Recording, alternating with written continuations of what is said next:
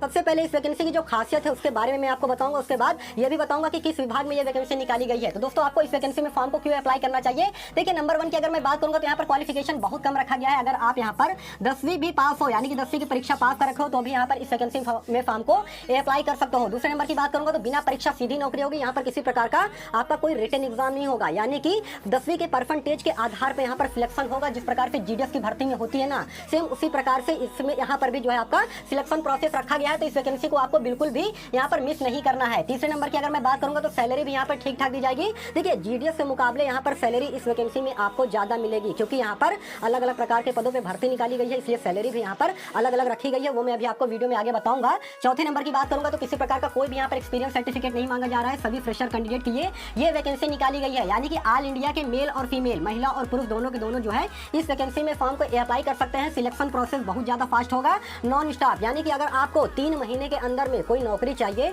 आप बेरोजगार हो, आपको नौकरी की सख्त जरूरत है, तो आपको जो है इसमें आंख बंद करके फॉर्म को अप्लाई कर देना चाहिए। अभी ऑनलाइन आवेदन किस प्रकार से करेंगे वो भी मैं आपको बताऊंगा। 7वें नंबर की बात करूंगा तो यहाँ पर दोस्तों इस वैकेंसी का ऑनलाइन आवेदन पूरी तरीके से स्टार्ट हो चुका है और लास्ट डेट क्या रहने वाला है वो भी मैं आपको यहाँ पर बताऊंगा। अब आपके मन में सवाल आ रहा होगा कि सर आप किस वैकेंसी के बारे में जो है यहाँ पर बात करो। तो दोस्तों विभाग की अगर मैं बात करूंगा तो जल विभाग में, जी हाँ दोस्तों जल विभाग में, जिसे हम लोग अंग्रेजी में अगर कहेंगे तो NWDA यानी कि नेशनल वाटर डेवलपमेंट एजेंसी के थ्रू जो है जल विभाग में यहाँ पर नई भर्ती का नोटिफिकेशन जारी किया गया है, जिसका कि ऑनलाइन आवेदन पूरी तरीके से स्टार्ट हो चुका है। और देखिए ये जो वैकेंसी निकाली गई है वो निकाली गई है BECIL कंपनी की तरफ से। और BECIL आपको मालूम होगा कि भारत की मिनी रत्न कंपनी में से शामिल है। इस कंपनी का ये काम रहता है कि जो कर्मचारी है ना उनको प्रोवाइड किया जाए और इसमें जो है भर्ती किया जाए। तो BECIL की तरफ से ये वैकेंसी निकाली गई है। NWDA यानी कि नेशनल वाटर डेवलपमेंट एजेंसी में जल विभाग में यहाँ पर ये वैकेंसी निकाली गई है। देखिए आवेदन की अगर मैं बात करूंगा दोस्तों तो काफी दिनों से जो है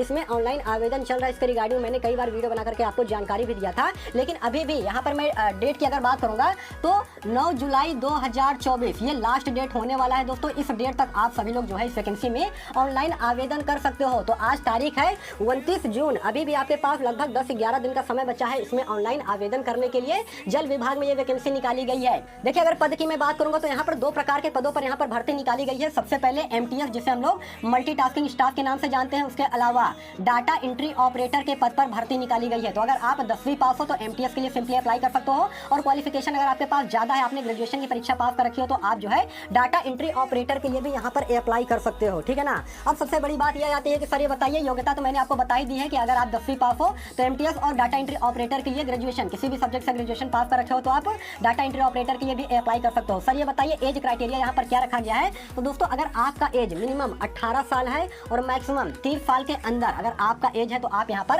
अप्लाई कर सकते हो। ये मैंने आपको जनरल कैटेगरी वालों के लिए बताया है। उसके अलावा अगर आप OBC कैटेगरी से बिलोंग करते हो तो आपको 3 साल का छूट दिया जाएगा, और SC ST कैटेगरी से बिलोंग करते हो तो आपको यहाँ पर 5 साल का छूट जो है दिया जाएगा। ये चीज आपको इस वैकेंसी में देखने को मिलेगी। किसी प्रकार का कोई भी रिटन एग्जाम नहीं होगा। इसमें ऑल इंडिया के मेल और फीमेल कैंडिडेट अप्लाई कर सकते हैं। देखिए सैलरी की अगर मैं बात करूंगा ना तो चूंकि यहाँ पर 2 प्रकार के पदों पर भर्ती निकाली गई है, इसलिए यहाँ पर सैलरी भी अलग अलग है, लेकिन फिर भी जीडीएस के मुकाबले आपको यहाँ पर सैलरी ज्यादा देखने को मिलेगी। और सभी जीडीएस कैंडिडेट से मैं कहना चाहता हूँ कि आप सभी लोग इस वैकेंसी में जरूर से जरूर अप्लाई कीजिएगा, क्योंकि अगर आपके पास क्वालिफिकेशन कम है तो इसमें जो है किसी प्रकार का कोई भी रिटन एग्जाम नहीं होगा। अभी किस प्रकार से ऑनलाइन आवेदन करना है वो मैं अभी आपको बताऊंगा।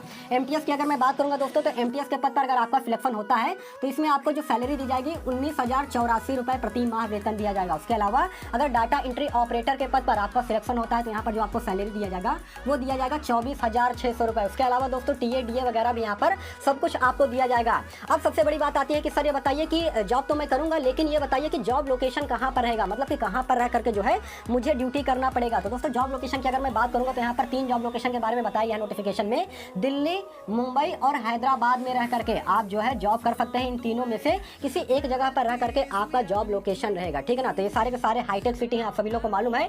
दिल्ली राजधानी है, वहां पर जानते हैं लाखों करोड़ों युवाओं का सपना होता है कि मैं वहां पर नौकरी करूंगा। तो हाईटेक सिटी आपकी यहाँ पर जो है जॉब लोकेशन यहाँ पर रहने वाला है। सबसे बड़ी बात यह आती है, देखिए दोस्तों डाटा एंट्री ऑपरेटर की अगर पद पर आपका सिलेक्शन होता है ना तो देखिए यहाँ पर आपका जो है टाइपिंग टेस्ट भी मांगा जाएगा, ठीक है ना। इस चीज को आप लोग ध्यान दीजिएगा, टाइपिंग टेस्ट मांगा जाएगा। जैसे कि इंग्लिश की अगर मैं बात करूंगा तो 35 वर्ड प्रति मिनट का टाइपिंग टेस्ट मांगा जाएगा। उसके अलावा अगर हिंदी की मैं बात करूंगा तो हिंदी में 30 वर्ड प्रति मिनट का टाइपिंग टेस्ट मांगा जाएगा, लेकिन ये केवल डाटा एंट्री ऑपरेटर के पद के लिए मांगा जाएगा। MTS के पद के लिए अप्लाई करोगे तो किसी प्रकार का कोई भी स्किल टेस्ट नहीं होगा, टाइपिंग टेस्ट नहीं होगा। सिंपली आप अप्लाई कर दोगे, उसके बाद 10वीं के परसेंटेज के आधार पे मेरिट सूची तैयार कर दी जाएगी।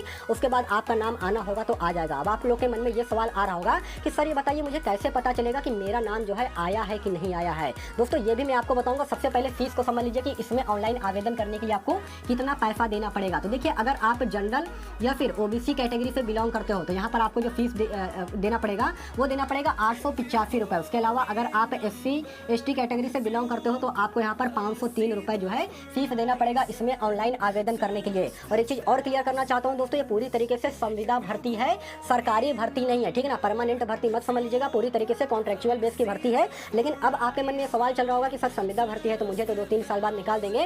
दोस्तों ऐसा बिल्कुल भी नहीं है यार। देखिए, आपके यहाँ पर काम का परफॉर्मेंस देखा जाता है। अगर आपके परफॉर्मेंस ठीक ठाक रहेगा तो आगे चल करके आपको यहाँ पर परमानेंट कर दिया जाएगा। यहाँ पर किसी को निकालना नहीं जाता है, ठीक है ना। तो ये गलत फहमी जो है अपने मन से बिल्कुल निकाल दीजिए। यहाँ पर किसी को भी नहीं निकाला जाएगा। 2-3 साल के बाद अगर आपके काम का परफॉर्मेंस ठीक ठाक रहा तो आपको आगे चल करके परमानेंट कर दिया जाएगा। और सैलरी भी यहाँ पर हर साल इंक्रीज किया जाएगा, ये जान के चलिए, ठीक है ना। सैलरी भी यहाँ पर हर साल इंक्रीज किया जाएगा। सबसे पहले मैं आपको नोटिफिकेशन दिखा देता हूँ और किस प्रकार से आप लोग ऑनलाइन आवेदन करोगे इसको समझ लीजिए।